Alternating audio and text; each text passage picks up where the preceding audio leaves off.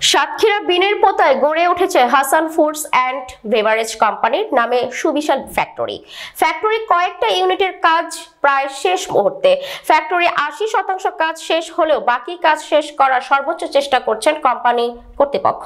কাজ শেষ হলে প্রোডাকশনের জন্য পুরো দমে চালু করা হবে বলে জানিয়েছেন কোম্পানি কর্তৃপক্ষ, যেখানে ফ্যাক্টরি পরিচালনার জন্য বিনের পোতা অঞ্চল সহ সাতক্ষীরা অঞ্চলের হাজার হাজার মানুষের কর্মসংস্থানের হবে।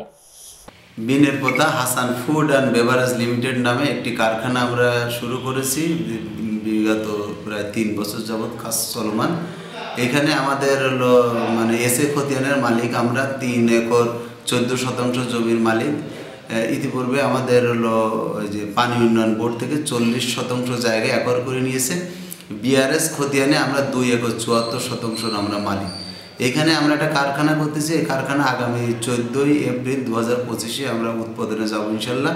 উৎপাদন শুরু হলে আমাদের এই প্রোডাক্টগুলো বিদেশে রপ্তানি হবে, সেখান থেকে আমাদের বৈদেশিক মুদ্রা আহরণ হবে।